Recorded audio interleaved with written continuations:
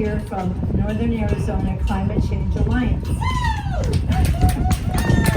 We have been listening to wind and strings musicians Woody and Shelley Hagen, who have played for every Earth Day in Cottonwood since the beginning. Join them this Sunday at Calvera's Mexican restaurant for open mic at 5 to 8 p.m. It's a lot of fun. They play there every other week.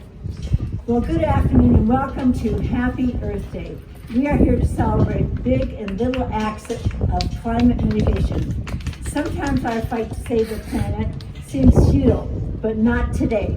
For example, the war in Ukraine has been a daily massacre, and it's hard to find anything positive. But because of the sanctions against Russian oil and gas, the European Union has given investors a green light for everything that they are doing. They have been moving towards renewables with binding laws already in place on infrastructure and research and development, shifting to hydrogen, clean hydrogen, for example, cut carbon emissions to zero while using the gas infrastructure that's already in place. Private investors are lining up for innovations such as this. Even our bipartisan infrastructure law set aside $8 billion for hydrogen hubs to build production facilities, pipelines, and terminals to link producers and consumers. This is good news on a grand scale, but hey, my solar panels are going to be installed on Monday.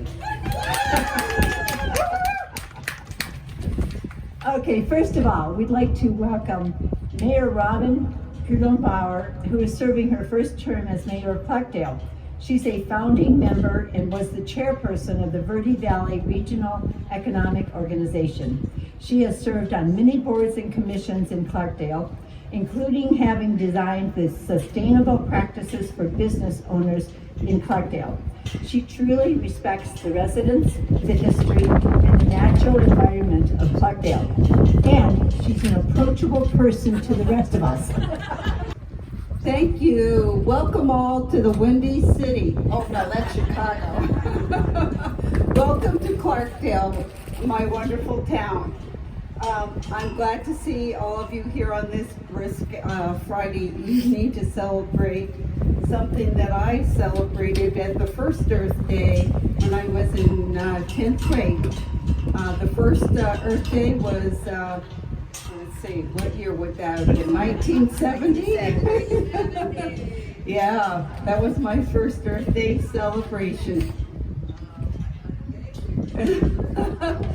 So let me tell you a little bit of some of the things Clarkdale does to respect the environment that we live in, which is this wonderful arid desert climate. Our mission statement states in part that we honor our unique history as we propel ourselves forward toward a strong future, that we embrace our small town charm while sustainably enhancing our infrastructure for our residents, businesses, and visitors. So let me tell you what that means. In matters relating to water use and conservation, those are the top of our priority list for a sustainable future.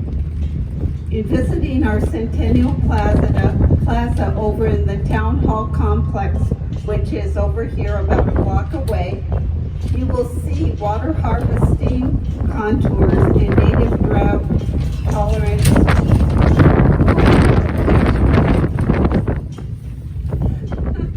species. Rainwater is harvested from the roof of the Clark Memorial Clubhouse and is stored in a subgrade cisterns totaling 5,100 gallons that are used in irrigating the plants and trees in that plaza. It's a wonderful plaza, so take some time and walk over there. Clarkdale also encourages residential gray water system installation, and our wastewater treatment facility is producing grade A plus effluent suitable today for construction and other non-potable uses, but what's for the future. We are deeply committed to water conservation in our town, The average daily water use per residential user is 71 gallons, which is amongst the lowest in the state of Arizona. And we track that every month, so I know that is true. The town of Clarkdale has a drought and water storage preparedness plan. The plan provides strategies and procedures for periods of time when the town's normal and customary water supplies may not be able to meet the town's needs. Under the plan, the town, its businesses and residents work together to reduce water demand until sufficient water supply becomes available. One strategy used is the restriction of outside watering for residents. This stage 1 water alert goes into effect every year from May through September, and this began in the early 2000s, so we have been continuing it every year. Clarkdale's approach to sustainability goes beyond water conservation. Clarkdale was one of the first communities in the Verde Valley to partner with APS to become an Arizona solar community. Today, we have over 350 homes and businesses and town facilities that use solar and geothermal for electric and water. The Clark Memorial Clubhouse is the only historic municipal facility in the state of Arizona heated and cooled by a geothermal heat pump. Our outdoor lighting code protects our dark rural skies. Even though we don't call it a dark sky ordinance, it is. Our landscaping standards for commercial and industrial areas encourage viable and active design with consideration for the existing environment and the climatic challenges of our area. Sustainability standards include use of low water drought tolerant plants, use of passive water harvesting concepts, and the efficient irrigation designs. And Clarkdale is installing 4 electric vehicle charging stations in our town hall complex. I know Sedona already has them, and we've got ours. They should be installed hopefully by the end of June.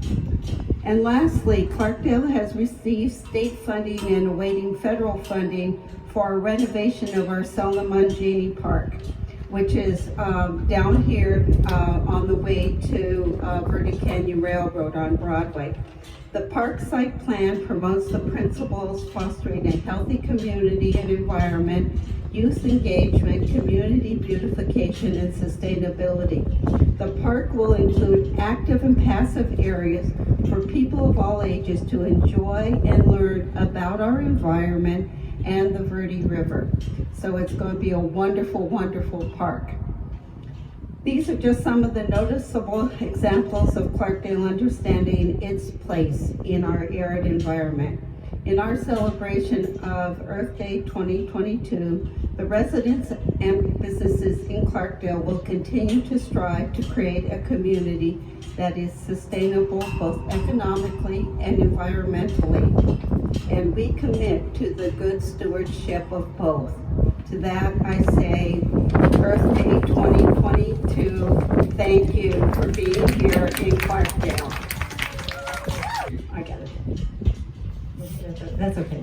Okay, Mayor Sandy Moriarty has been the mayor of Sedona since 2014. Although she served on the first appointed council in 1988, after working for years to have Sedona incorporated as a city. She was vital in developing the sustainable tourism plan in the forefront and has been in the forefront of implementing it. She's a founder of Sedona Recycles and has been currently tackling transportation under the newly formed Climate Action Plan in Sedona. She is here to share all the good news. Welcome to Mayor Sandy. Buddy, thank you so much for inviting me on Earth Day. This is a great way to celebrate, even though it's just a little windy. Not too bad. Sedona has long been known as a place of great natural beauty. So on Earth Day, we celebrate that beauty and acknowledge the work that we must all do to mitigate climate change, reduce our waste, and keep our air and water clean. Over the last year, the City of Sedona has taken great strides to protect our earth and promote sustainable living. In July, we adopted our first Climate Action Plan, which outlines steps to reduce community-wide emissions by 50% by the year 2030. The steps laid out in this plan are informed by Verde Valley Climate Science data, an inventory of Sedona's greenhouse gas emissions sources, and input from local businesses and residents. These actions have been carefully tailored and evaluated to bring tangible and measurable benefits to the Sedona community and ensure a safe, healthy, and prosperous future for all. To promote sustainable transportation, we have partnered with our utility provider to install new electric vehicle charging stations in Uptown and West Sedona. Meanwhile, our new Trailhead Shuttle service offers residents and visitors alike a low-carbon way to visit some of their favorite hiking destinations while not worrying about parking or traffic. We are gradually transitioning our fleet to electric, including our transit vehicles. Shifting our building energy sources from fossil fuels to clean electricity sources like wind and solar will be critical in meeting our long-term goals. Making this shift will require that we continue to reduce building energy demand, introduce incentives for building electrification, and expand renewable energy and battery storage infrastructure. Additionally, in February, we launched the Home Energy Retrofit Project, which offers residential energy efficiency funding for moderate-income community members. This will reduce emissions while also lowering our residents' utility bills. Green infrastructure and restoration can provide protection from climate impacts such as flooding and wildfires. We're working hard to expand and improve our green spaces, reduce our water use, expand water reuse, and improve our water infrastructure. We have developed our first municipal sustainability plan, and we're working with our Chamber of Commerce to implement our sustainable tourism plan.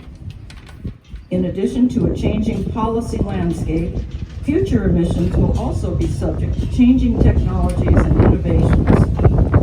As low-carbon technologies improve, emissions may be reduced in ways that are currently unforeseeable, allowing us to reach more ambitious climate goals.